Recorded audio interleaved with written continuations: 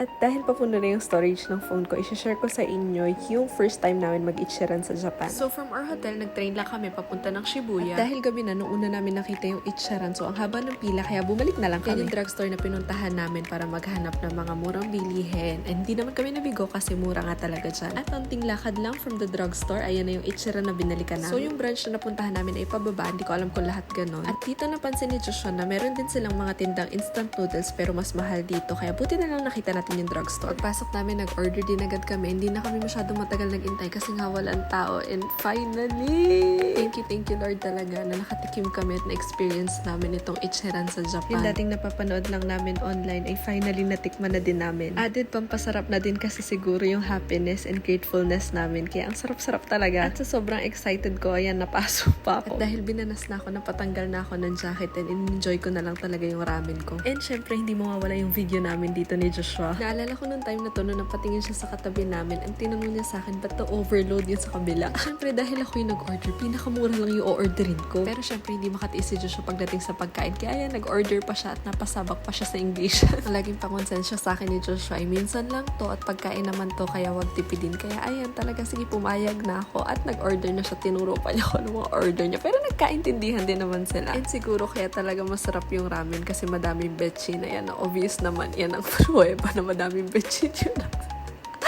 Bye!